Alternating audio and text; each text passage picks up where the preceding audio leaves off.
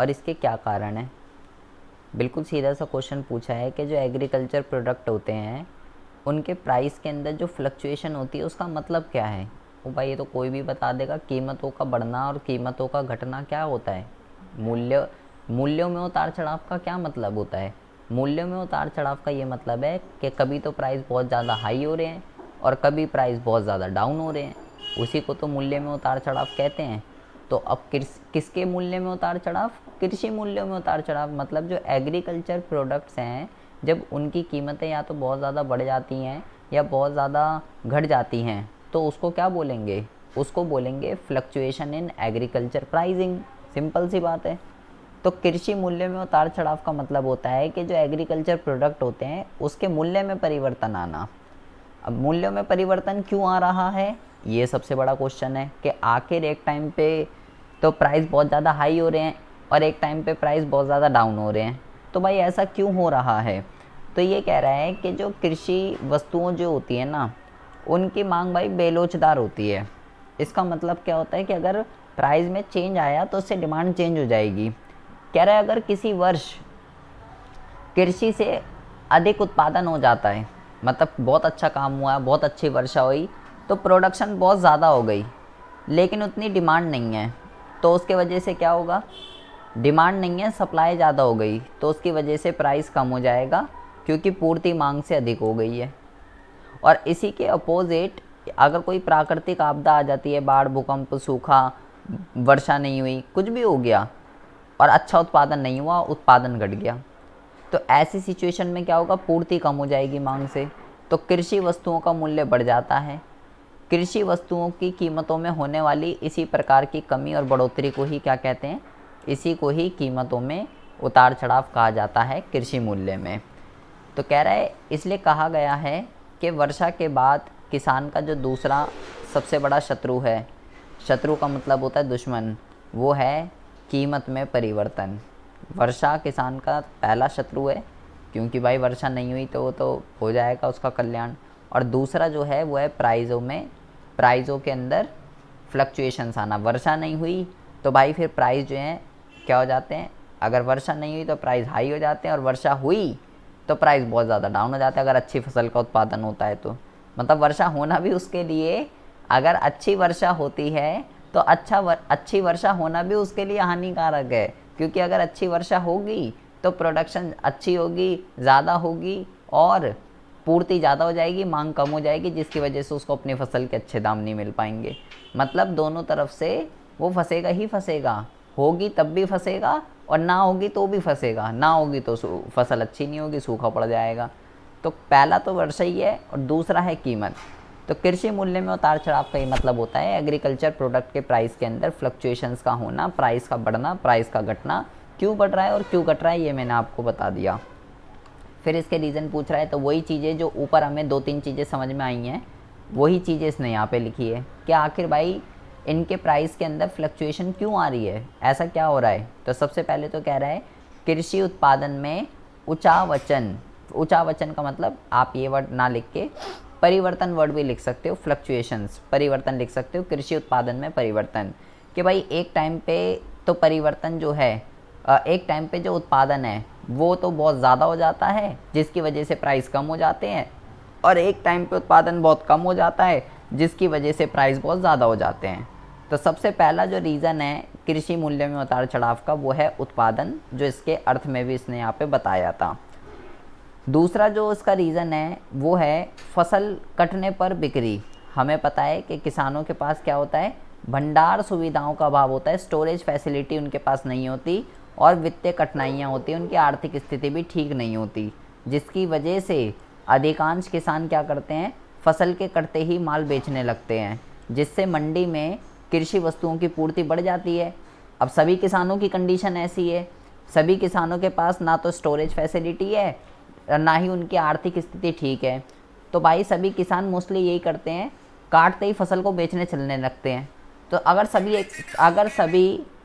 सभी एक साथ ऐसा ही करेंगे तो भाई मंडी के अंदर क्या होगा? मंडी के अंदर जो है पूर्ति बढ़ जाएगी, क्योंकि सभी किसान अपनी फसल को जो है लेकर आ रहे हैं। तो अगर पूर्ति बढ़ जाएगी तो कीमत कम हो जाएगी। ये अगली प्रॉब्लम जो है ये अगली प्रॉब्लम जो है किसान फेस करता है। अब जो है और कौन कौन से रीज़न है जिसकी वजह से प्राइस के अंदर फ्लक्चुएशन आ रही है, वो है साख नीति। साख नीति का क्या मतलब होता है, कह रहा है यदि जब साख नीति स्थिर व नियंत्रित रहती है तो मूल्य गिरने लगते हैं। इसके विपरीत यदि केंद्रीय बैंक साख विस्तार की नीति अपनाता है तो मूल्य जो है बढ़ने लगते हैं। ऐसा क्यों होता है? ऐसा इसलिए होता है क्योंकि जब कह रहा है कि जब केंद्रीय बैंक साख विस्तार की नीति अपनाता है कि भाई सबको लोन देना है, किसी को मना नहीं करना, कैसे भी करके किसानों को लोन दो, तो बेटा उनके पास पैसे आ जाएंगे। फिर पैसे आएंगे तो प्रोडक्शन होगी, और अगर प्रोडक्शन होगी तो भैया क्या होगा, फिर पूर्ति ज़्यादा होगी। ठीक है, ये बात आपको जो है ध्यान रखनी है। तो कृषि साख जो है वो क्या है, अगर केंद्रीय बैंक चाहता है ज़्यादा लोन जाए तो इससे सभी किसानों को लोन मिलेगा, प्रोडक्शन ज़्यादा होगी तो भाई पूर्ति ज़्यादा होगी, प्राइस घट जाएंगे। लेकिन अगर लोन नहीं मिलता, जब कृषि साख की नीति कंट्रोल में रहती है, स्थिर रहती है, जब सबको लोन नहीं मिलता तो किसानों के पास पैसा नहीं जाएगा, और अगर पैसा नहीं जाएगा तो भाई फिर प्रोडक्शन नहीं होगी तो सप्लाई कम होगी तो मूल्य गिरने लगते हैं। ये इसका अगला रीज़न है। फिर है सामान्य मूल्य स्तर, इन्फ्लेशन जनरल प्राइस लेवल क्या चल रहा है। कृषि मूल्य सामान्य मूल्य स्तर का ही एक अंग है। कह रहा है सामान्य मूल्य का मतलब होता है बेटा अर्थव्यवस्था के अंदर जितनी भी वस्तुएं हैं सभी वस्तुओं के प्राइस से इसका लिंक होता है, लेकिन कोई कृषि मूल्य का मतलब केवल एग्रीकल्चर प्राइस से होता है। तो सामान्य मूल्य स्तर बढ़ने पर कृषि मूल्य भी बढ़ता है और सामान्य मूल्य स्तर घटने पे कृषि मूल्य घटता है। जब पूरी अर्थव्यवस्था के अंदर ओवरऑल जब प्राइस बढ़ते हैं तो एग्रीकल्चर प्रोडक्ट्स के प्राइस भी बढ़ते हैं, और जब ओवरऑल सभी वस्तुओं के प्राइस घटते हैं तो इनके भी प्राइस घटने लग जाते हैं। सट्टे की प्रवृत्तियाँ, इसका क्या मतलब होता है, कृषि वस्तुओं में सट्टा व्यवहार के कारण कृषि पदार्थों के मूल्य में महत्वपूर्ण फ्लक्चुएशन देखने के लिए मिलती है। क्यों बेटा, सट्टा कहाँ पे खेला जाता है? सट्टा वहाँ पे खेला जाता है जहाँ पे किसी तरीके की कोई भी पॉसिबिलिटी फिक्स नहीं होती है, वहाँ पे सट्टा खेला जाता है। ठीक है, तो किसान की उत्पादन के अंदर क्या है, फिक्स नहीं है, अच्छा उत्पादन होगा, कम उत्पादन होगा, जिसकी वजह से मान लो कभी कभार किसान क्या करते हैं, महाजन जो होते हैं, भूस्वामी जो होते हैं, साहूकार जो होते हैं, उनसे उत्पादन होने से पहले ही फसल कैसी होगी कैसी नहीं होगी, किस क्वालिटी की होगी, पहले ही जो है महाजन साहूकार से जो है भाव फिक्स कर लेते हैं, हाँ जी मैं तो इस पे बेचूंगा। तो ऐसी सिचुएशन के अंदर क्या होता है, बेसिकली या तो उसको फ़ायदा होगा या नुकसान होगा, या और प्राइस में फ्लक्चुएशंस होते हैं इसकी वजह से। आयात और निर्यात, कृषि पदार्थों के निर्यात कर देने पे देश में कृषि वस्तुओं का मूल्य बढ़ जाता है, जबकि आयात करने से उनका मूल्य कम हो जाता है। हम जो है चाय है, कॉफ़ी है, तंबाकू है, मसाले हैं, इन सब चीज़ों का क्या करते हैं, निर्यात करते हैं। निर्यात का मतलब होता है दूसरे देशों को बेचना।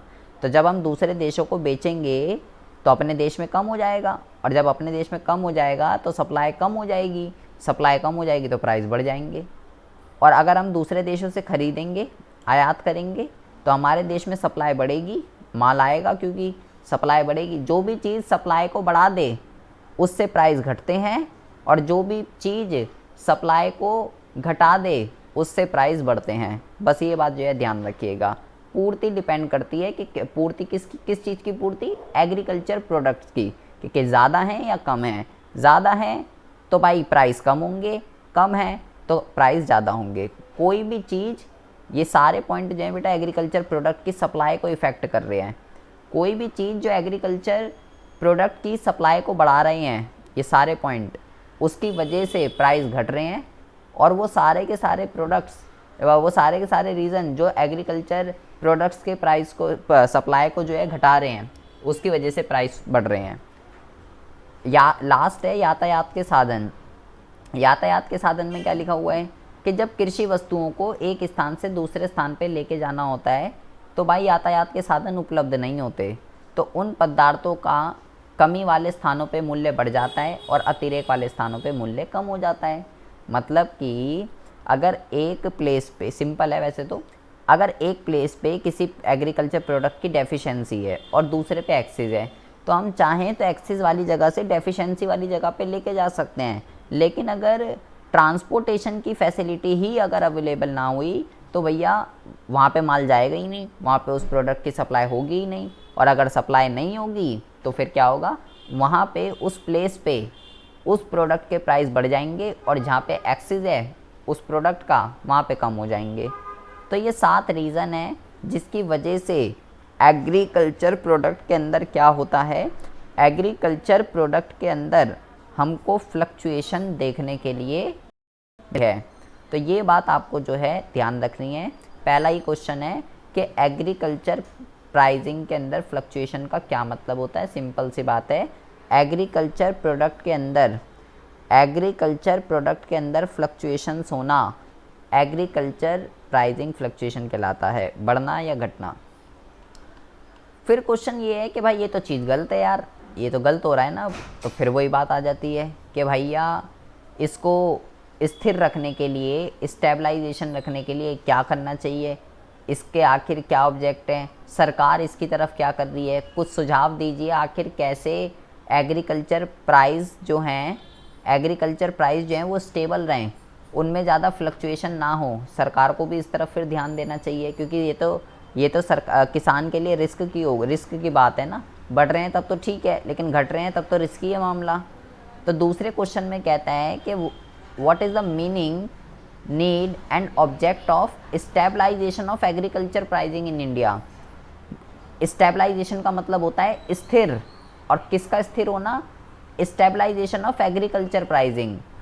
कृषि मूल्यों के अंदर स्थिरता का क्या मतलब होता है, उसका मतलब बताइए, उसकी नीड बताइए और उसके ऑब्जेक्ट बताइए कि आखिर कृषि मूल्यों के अंदर स्टेबिलिटी क्यों बनी रहनी चाहिए। स्टेबिलिटी का ये मतलब नहीं कि आप फिक्स ही हो गया एक जगह, ये मतलब नहीं है कि हाँ भाई 10 रुपये है तो 10 रुपये ही है, अब 10 से नहीं खिसकेगा, इसका मतलब नहीं है। मतलब फ्लक्चुएशन हो, लेकिन ऐसा भी ना हो कि भाई बहुत, कभी तो बहुत ज़्यादा हो गई, कभी बहुत कम हो गई, नहीं, ऐसा इतना नहीं होना चाहिए, कंट्रोल में होना चाहिए फ्लक्चुएशन जो भी हो रही है। तो मूल्य स्थायित्व से आशय, मूल्य में होने वाले फ्लक्चुएशन, उच्चावचनों को फ्लक्चुएशन कहते हैं। अगर आपको ये वर्ड याद नहीं हो रहा तो परिवर्तन भी लिख सकते हैं। तो मूल्य स्थायित्व से आशय मूल्य में होने वाले परिवर्तनों को एक सीमा तक क्या कर देना, एक सीमा तक स्थिर रखने से होता है। दूसरे शब्दों में मूल्य स्थायीकरण से आशय ये नहीं है कि मूल्य एक विशिष्ट बिंदु पर स्थिर हो जाए। लो वो खुद ही कह रहा है कि भाई किसी पर्टिकुलर पॉइंट, ऐसा नहीं कि एक बारी प्राइस फिक्स हो गए तो वही रहेंगे, नहीं, ये इसका मतलब नहीं है। इसका मतलब क्या है कि मूल्य में जो भी परिवर्तन हो रहे हैं उसको नियंत्रित किया जाए, कंट्रोल किया जाए, कि वो सारे के सारे रीज़न जो भी हमने पीछे पढ़े हैं, जब उनके अंदर फ्लक्चुएशंस आती हैं, जब उनके अंदर परिवर्तन आते हैं, तो कृषि मूल्य या तो बढ़ते हैं या घटते हैं। तो उन परिवर्तनों को, उन फ्लक्चुएशन को अगर हम कंट्रोल में कर लें तो भाई सिंपल सी बात है, कृषि मूल्य भी क्या होंगे, कृषि मूल्य में भी ज़्यादा फ्लक्चुएशन हमको देखने के लिए नहीं मिलेगी। अगर अभी जो हमने ये 7 रीज़न पढ़े हैं, अगर हम इसको कंट्रोल में कर लेते हैं कैसे भी करके, इन 7 को कंट्रोल में कर लो, इन 7 को कंट्रोल में कर लो, तो आपका काम हो जाएगा, कृषि मूल्य में स्टेबलाइजेशन आ जाएगा। तो कृषि मूल्य में स्टेबलाइजेशन का क्या मतलब होता है, कृषि मूल्य में स्टेबलाइजेशन का ये मतलब होता है कि भैया कृषि मूल्यों को एक सीमा तक स्थिर रखना। इसका ये मतलब बिल्कुल भी नहीं है कि एक पर्टिकुलर प्राइस पे फिक्स कर देना, ये नहीं। इसका ये मतलब है कि जिन रीज़न की वजह से उनमें फ्लक्चुएशन आ रही हैं, उन रीज़न्स को कंट्रोल में करके रखना, और वो 7 रीज़न हम पीछे पढ़ के आ चुके हैं। फिर कहता है अर्थ बताइए, इसका अर्थ क्या होता है कृषि मूल्य का, इसकी आवश्यकता बताइए और इसका उद्देश्य बताइए। तो पहले हम पढ़ते हैं कि इसके उद्देश्य क्या हैं।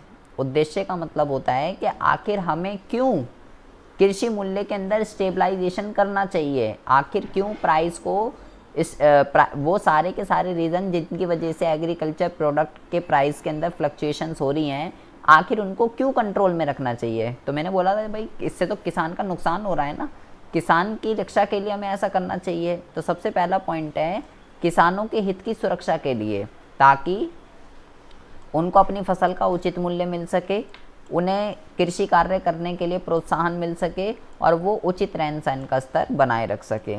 अगर सोचिए उनने प्रोडक्शन करी और उनको अपनी फसल के अच्छे दाम नहीं मिल सके, तो भाई वो आगे भी हो सकता है प्रोडक्शन ही करना बंद कर दे, अपने परिवार का पालन पोषण कैसा करेगा, क्वालिटी ऑफ लाइफ बेकार हो जाएगी जब उसे अपनी फसल के सही दाम नहीं मिल रहे। तो किसानों के हित की सुरक्षा के लिए एग्रीकल्चर प्राइस के अंदर स्टेबलाइजेशन सबसे ज़्यादा ज़रूरी है। और किसानों के साथ साथ, किसानों के लिए तो है ही, किसानों के साथ साथ उपभोक्ता के हितों की सुरक्षा के लिए भी। भाई आप खुद सोचो, अगर हमें एक टाइम पे एग्रीकल्चर प्रोडक्ट जो होते हैं, मान लो दालें वगैरह हैं, अगर मान लो दालों के भी प्राइस अभी मान लो 80, 70, 90 ऐसे चल रहे हैं। अगर मान लो यही दालें आपको 300 रुपये किलो मिलने लग जाए, 400 रुपये किलो, तो क्या होगा? तो भैया इससे हमें भी नुकसान होगा। तो प्राइस को स्टेबल रखना फार्मर के पॉइंट ऑफ व्यू से जितना ज़्यादा ज़रूरी है, उतना ही ज़रूरी कंज्यूमर के पॉइंट ऑफ व्यू से भी है, ताकि हमें सारे के सारे एग्रीकल्चर प्रोडक्ट रीज़नेबल प्राइस पे जो है मिल सके। निर्मित वस्तुओं के मूल्य में स्थिरता लाना, ताकि औद्योगिक अशांति ना हो तथा उत्पादन निर्धारित क्रम के अनुसार जो है क्या हो सके, चल सके। इसका मतलब क्या होता है? निर्मित वस्तुओं के मूल्य में स्थिरता लाना। निर्मित वस्तुएं कौन सी होती हैं बेटा?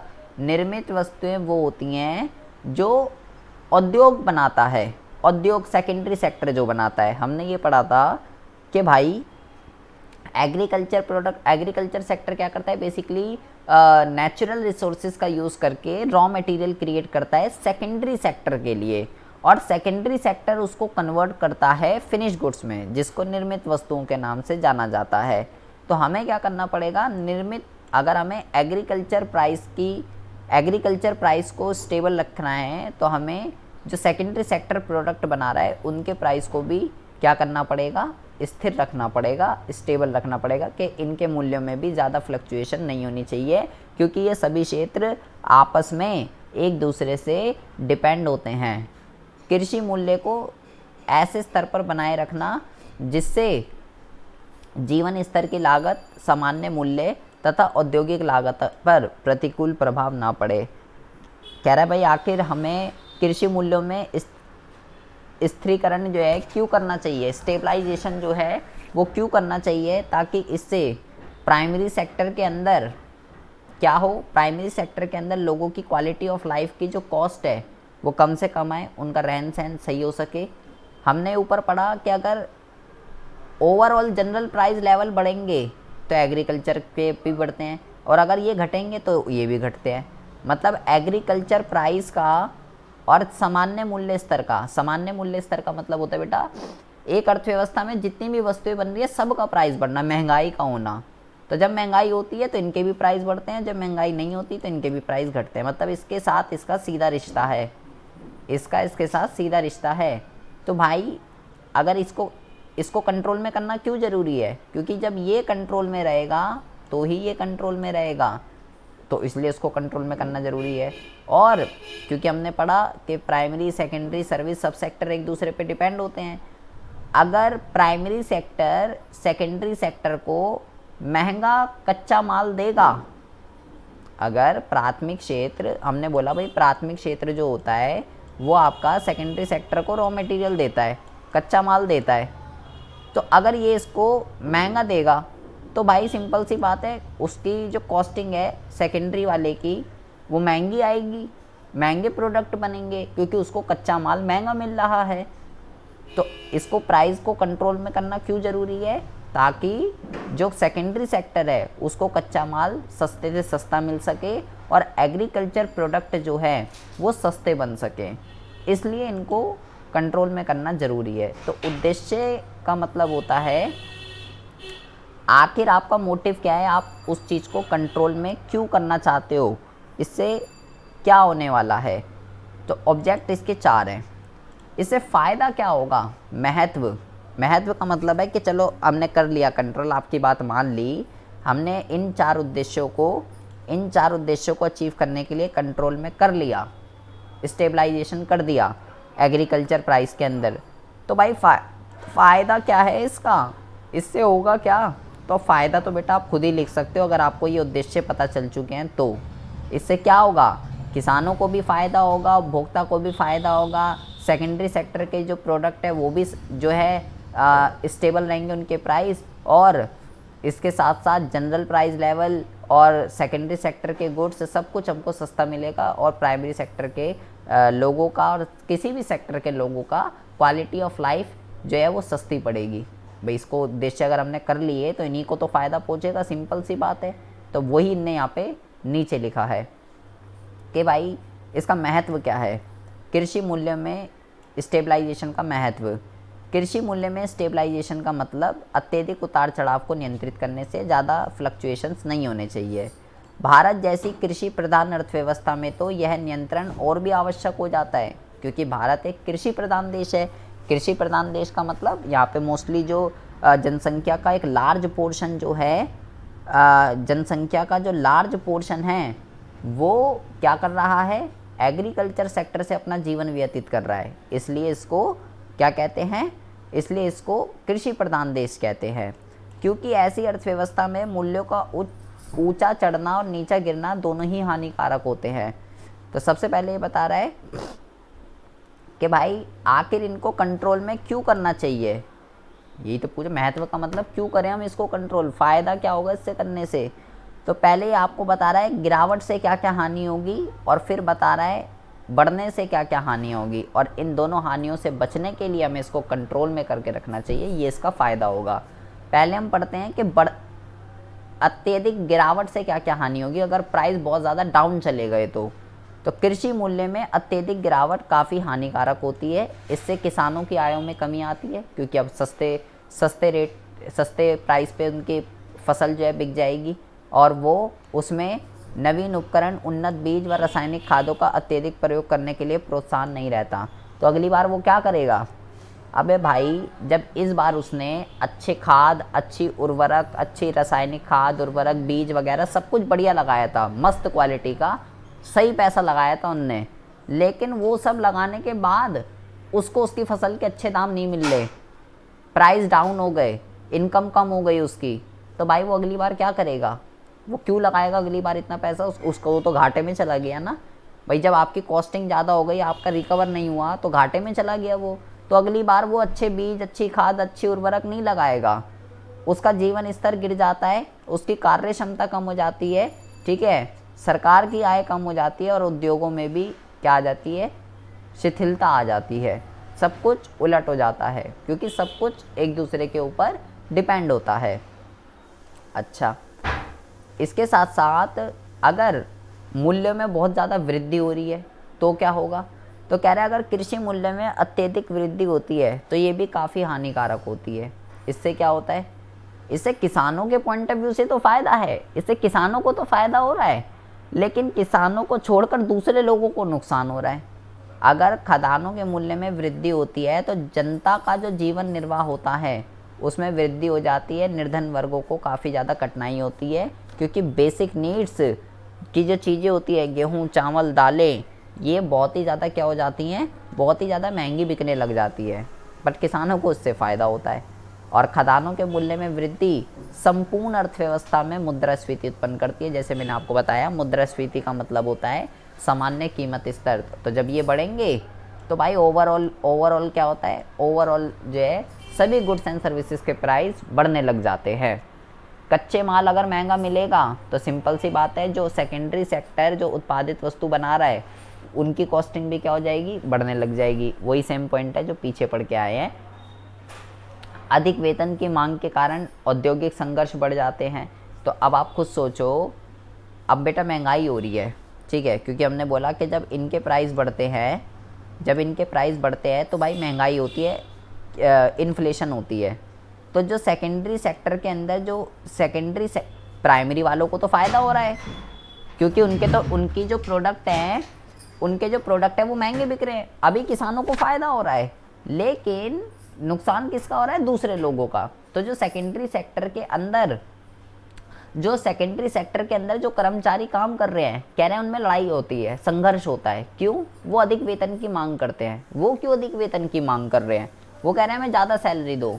वो अधिक वेतन की इसलिए मांग कर रहे हैं क्योंकि मार्केट के अंदर महंगाई चल रही है।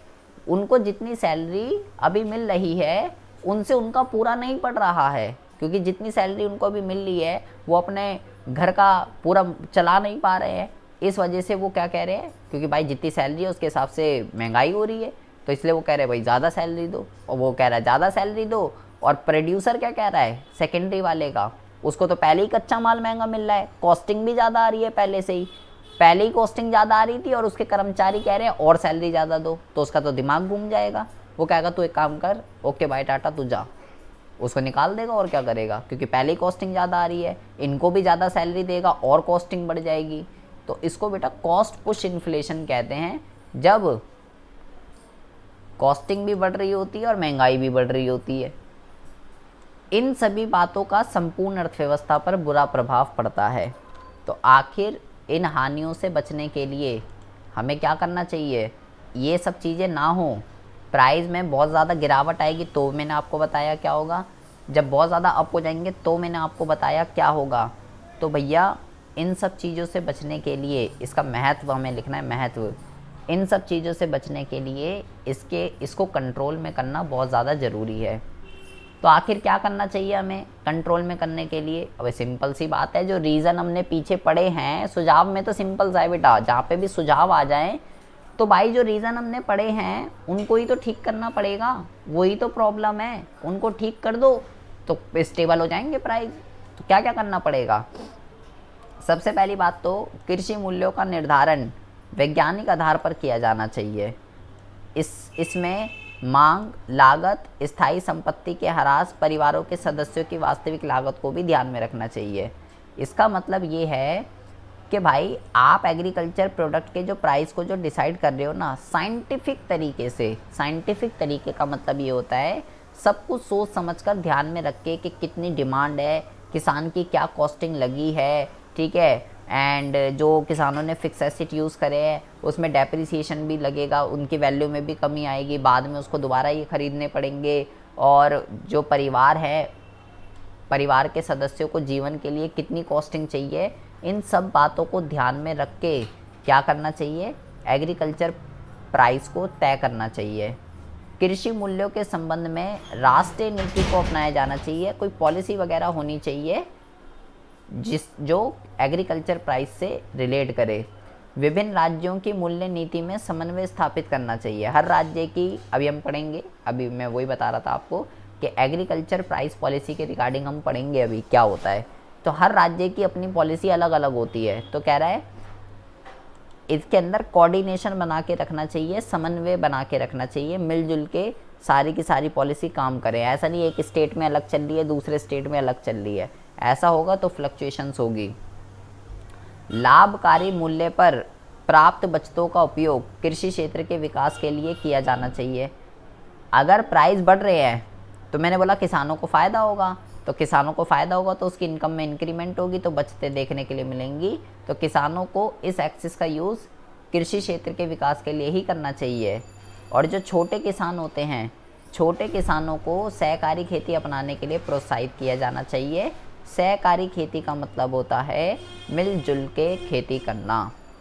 तो अगर हम ये सब चीज़ें करते हैं तो एग्रीकल्चर प्राइस के अंदर क्या आ जाएगा, एक स्टेबलाइजेशन आ जाएगा, ज़्यादा फ्लक्चुएशन नहीं होंगी।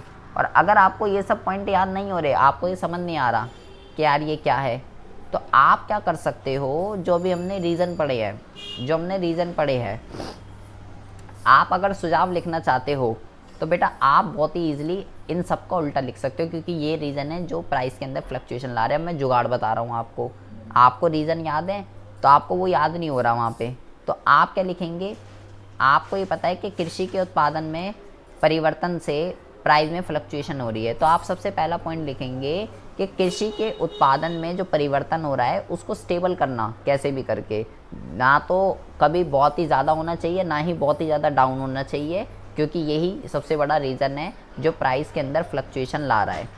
फसल काटने पर बिक्री नहीं होनी चाहिए, किसानों को भंडारण की सुविधाएं उपलब्ध कराओ, ठीक है, किसानों की वित्तीय कठिनाइयों को दूर करो, आर्थिक तरीके से उसको मजबूत करो, ताकि वो अपनी फसल को तब बेचे ताकि ना तो जब भी कमी हो किसी भी चीज़ की, पूर्ति की अगर कमी हो जाए तो हम उस स्टोरेज का यूज़ कर सके और सप्लाई को बढ़ा सके। तो स्टोरेज की फैसिलिटी अवेलेबल कराओ। किसानों को क्रेडिट पॉलिसी जो है साख जिसको ज़रूरत है टाइम टू टाइम सस्ते ब्याज पे उपलब्ध कराओ। महंगाई को कंट्रोल में करके रखो कैसे भी करके, क्योंकि जब महंगाई कंट्रोल में होगी तो ये भी कंट्रोल में रहेंगे। आयात जितना हो सके कम से कम करो, और निर्यात जो है, आयात और निर्यात दोनों ही क्या कर सको, कम से कम करो। क्योंकि मैंने बोला जब हम दूसरे देशों को बेचते हैं तो हमारे देश में माल कम हो जाता है, तो भाई ये गलत चीज़ है, इसी की वजह से तो प्राइस हो रहे हैं। तो निर्यात भी कम करो और आयात भी कम करो। जब दूसरे देशों से खरीदेंगे तो हमारे देश में पूर्ति बढ़ जाएगी, तो दोनों ही चीज़ें कम करो। ट्रांसपोर्टेशन की फैसिलिटी जितनी ज़्यादा हो सके अवेलेबल कराओ, क्योंकि अगर एक जगह पे किसी भी एग्रीकल्चर प्रोडक्ट की डेफिशिएंसी है और दूसरी जगह पे एक्सेस है, तो एक्सेस वाले प्लेस से डेफिशिएंसी वाले प्लेस पे हम लेके जा सकें, तो इसकी कोई व्यवस्था कीजिए। ट्रांसपोर्टेशन की फैसिलिटी होनी चाहिए। ये बात आपको जो है ध्यान रखनी है, ठीक है। अच्छा, आप ऐसा भी लिख सकते हैं, जैसा आप चाहो वैसा लिख सकते हैं, मैंने दोनों जुगाड़ आपको बता दिए। अब आता है कि भाई सरकार क्या कर रही है इस तरफ। भाई सरकार का तो सबसे बड़ा रोल है। कृषि मूल्य में स्टेबलाइजेशन के लिए सरकार ने क्या क्या कदम उठाए हैं। तो सरकार ने क्या क्या कदम उठाए हैं, सरकार ने सबसे पहली बात तो कृषि के उत्पादन में वृद्धि करी है। तो यहाँ पे क्या लिखा हुआ है, देखो क्या लिखा हुआ है, कह रहा है कि भाई कृषि के मूल्य में परिवर्तनों को नियंत्रित करने के लिए सरकार द्वारा नियंत्रण प्रयत्न किए जा रहे हैं। सरकार की इस नीति के 2 उद्देश्य हैं, किसानों को अधिक उत्पादन के लिए प्रोत्साहित करना और उपभोक्ता को उचित मूल्य पर कृषि उपलब्ध कराना। मतलब सरकार जो भी प्रयास कर रही है वो दोनों के पॉइंट ऑफ व्यू से कर रही है, किसान के पॉइंट ऑफ व्यू से भी और लोगों के पॉइंट ऑफ व्यू से भी। किसान कभी भी अपना उत्पादन बंद ना करे, उत्पादन में वृद्धि होती रहे और लोगों को जो प्रोडक्ट्स हैं वो रीजनेबल प्राइस पे मिल सके, ना तो कभी बहुत ही ज़्यादा ना तो कभी बहुत ही कम प्राइस पे मिले, ऐसा नहीं होना चाहिए। तो सरकार जो भी एफर्ट्स करती है वो दोनों के पॉइंट ऑफ व्यू से करती है, ये नहीं कि केवल किसान के पॉइंट ऑफ व्यू से ही करेगी। अब कर क्या रही है वो, पहले कह रहा है कृषि उत्पादन में वृद्धि। कृषि वस्तुओं के मूल्य को नियंत्रित करने के लिए सरकार ने कृषि के उत्पादन के लिए वृद्धि हो सके उसके लिए अनेक कदम उठाए हैं। जैसे कि हमने पीछे पढ़ा था, भूमि सुधार कराए, वैज्ञानिक तकनीक से कृषि और सिंचाई के साधनों का विस्तार किया है, बेकार बंजर पड़ी भूमि का उपयोग कराए, हाई यील्ड वैरायटी के बीजों का यूज़ किया है। मतलब बेसिकली यहाँ पे हम बात कर रहे हैं कृषि में सुधारों की, जो हमने पीछे पढ़े थे। तकनीकी सुधारों की बात कर रहा है, भूमि सुधारों की बात कर रहा है और सामान्य सुधारों की बात कर रहा है। वो सब सरकार ने ही तो की हैं, और किसने की है। वहाँ पे जब हमने पढ़ा था कि सरकार ने क्या क्या कर रही है इसके लिए, तो वो जब हमने सुधार पढ़े थे वही सुधार अपने यहाँ पे सारे के सारे लिख रखे हैं। क्योंकि वो सुधार क्यों किए गए थे, कृषि के अंदर जो लो प्रोडक्टिविटी आ रही थी उसको बढ़ाने के लिए। तो ये सबसे पहला कर रही है सरकार। दूसरा क्या है, अंतदेशीय वसूली। आधिक्य वाले राज्यों से कमी वाले राज्यों के लिए खदान को स्थानांतरित करने के लिए बफर स्टॉक के लिए सरकार ने अंतर्देशीय वसूलियों की योजना आरंभ की है। ये वसूली 4 प्रकार से की जाती है। एकाधिकृत वसूली, उत्पादकों पर लेवी लगाकर, व्यापारियों के मिल व लेवी लगाकर और खुले बाजार में खरीद कर। भाई हमने बोला कि जहाँ पे डेफिशिएंसी है वहाँ पे अगर प्रोडक्ट को अवेलेबल करा दिया जाए तो सरकार क्या कर सकती है, सरकार इस चीज़ को ठीक करने के लिए जहाँ पे किसी भी खदान की कमी होती है वहाँ पे किसका सहारा ले लेती है, बफर स्टॉक बनवा लेती है वहाँ पे सरकार। तो बफर स्टॉक बनवा लेती है, जिससे क्या होता है, जब कभी उस प्लेस पे उस प्रोडक्ट की डेफिशिएंसी होती है तो इन बफर स्टॉक से उन प्रोडक्ट की पूर्ति कर दी जाती है, जिससे प्राइस के अंदर ज़्यादा फ्लक्चुएशंस नहीं होती है। ये क्या है, ये लिखा हुआ है कि बफर स्टॉक के लिए सरकार ने किन किन योजनाओं को आरंभ किया है कि ज़्यादा से ज़्यादा बफर स्टॉक बन सके। तो आप चाहो तो यहाँ तक भी लिख सकते हो, ये कोई ज़्यादा ऐसा कोई खास नहीं है। बफर स्टॉक का सहारा लेती है सरकार, किस चीज़ के लिए, डेफिशिएंसी वाले एरिया के अंदर बफर स्टॉक बने ज़्यादा से ज़्यादा, ताकि वहाँ पे प्राइस बहुत ज़्यादा फ्लक्चुएट ना हो सके। सरकार ने, हमने बोला भाई आयात और निर्यात जो है इफेक्ट करते हैं, तो सरकार ने आयातों को क्या करा है, आयातों को जो है स्थिर कर दिया है कि हम दूसरे देशों से कम आयात करें ताकि मूल्यों के अंदर ज़्यादा स्टेबिलिटी जो है वो बनी रहे। खदानों का वितरण, उपभोक्ता को उचित मूल्य पर खदानों का वितरण किया जा सके, इसके लिए पब्लिक डिस्ट्रीब्यूशन सिस्टम, राशन की दुकानें जो मैंने आपको बताई थी, उसके माध्यम से सरकार क्या कर रही है, लोगों को बहुत ही रीज़नेबल प्राइस पे गेहूं, चावल, चीनी, मिट्टी का तेल, ये सब चीज़ें क्या करती है, प्रोवाइड कराती है। क्योंकि मैंने बोला सरकार जो भी एफर्ट कर रही है वो किसानों के साथ साथ उपभोक्ता को भी ध्यान में रख के कर रही है। सरकार ने भारतीय खाद्य नियम की भी स्थापना करी है। फूड कॉरपोरेशन क्या है, फूड कॉरपोरेशन जो है खदानों के न्यायपूर्ण वितरण एवं मूल्यों में स्थिरता लाने के लिए केंद्र सरकार ने 1 जनवरी 1965 को भारतीय खाद्य निगम की स्थापना की है। यह निगम खदानों को खरीदकर सार्वजनिक वितरण प्रणाली के अंतर्गत इनका वितरण करता है।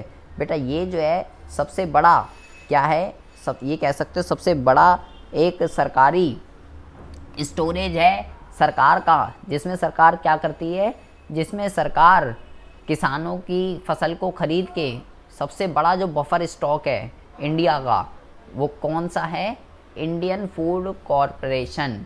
ठीक है, यहाँ पे सरकार क्या करती है, किसानों से उनकी फसल को खरीद के यहाँ पे रख लेती है, और जब संकट की स्थिति आती है तब इसका यूज़ करती है, या पब्लिक डिस्ट्रीब्यूशन सिस्टम के माध्यम से, ये जो लिखा हुआ है सार्वजनिक वितरण प्रणाली, इसको कहते हैं। सरकार राशन की दुकानों के माध्यम से इन फूड आइटम्स को उपभोक्ताओं तक पहुंचाती है।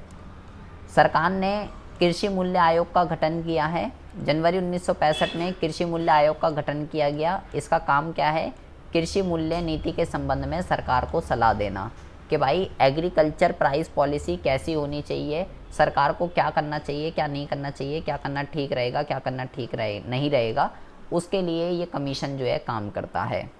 अभी हम पढ़ेंगे अगला क्वेश्चन जो मैंने बोला था बहुत ही ज़्यादा इंपॉर्टेंट है, इसके रिगार्डिंग हम ज़रा बात करते हैं।